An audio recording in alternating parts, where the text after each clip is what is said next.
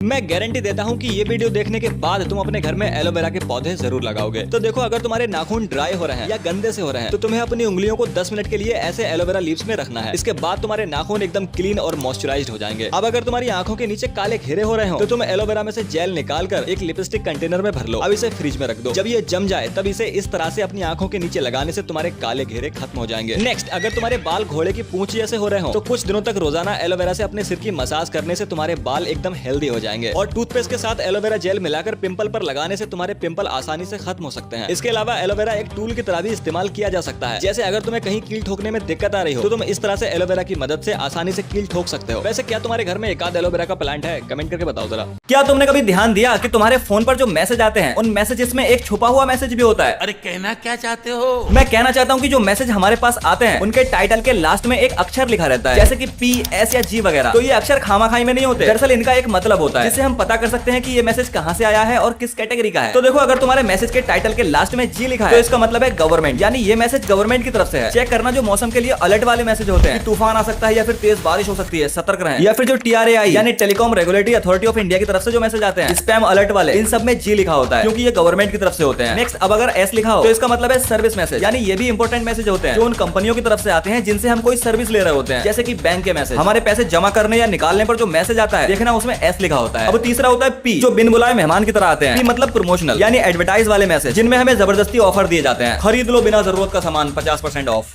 देखो, तुमने बहुत सारे स्टैच्यूज देखे होंगे जिनको बनाने के पीछे एक स्टोरी और उनकी खासियत होती है, लेकिन इस स्टैच्यू की खासियत खतरनाक है। इसलिए इसे देखकर कुछ लोगों की फट जाती हैं आंखें, क्योंकि इसे बनाने में लगभग 1 लाख चाकू और ब्लेड्स का इस्तेमाल किया गया है। और ये कोई आम चाकू नहीं थे, बल्कि ये वो चाकू थे जिन्हें पुलिस ने नाइफ एमनेस्टी प्रोग्राम चलाकर जमा किया था। ये वो अभियान होता है जब पुलिस क्राइम कम करने के लिए लोगों को इजाजत देती है कि अगर किसी के पास कोई आपत्तिजनक हथियार है तो वो बिना डरे पुलिस के पास आकर जमा कर सकता है, उस पर कोई केस दर्ज नहीं होगा। तो पुलिस के पास इकट्ठा हुए इन्हीं चाकू और ब्लेड से ये स्टैच्यू बनाया गया था। इनमें से बहुत से चाकू असली क्राइम में इस्तेमाल हुए भी थे, यहाँ तक कि कुछ चाकुओं पर खून के धब्बे और उनसे मरने वालों के नाम भी लिखे थे। इस स्टैच्यू को इंग्लैंड में जगह जगह घुमाया जाता है, चाकू से जुड़े अपराध और हिंसा के खिलाफ जागरूकता फैलाने के लिए। इस स्टैच्यू को ब्रिटिश स्कल्पटर एल्फी ब्रैडली ने डिजाइन किया था।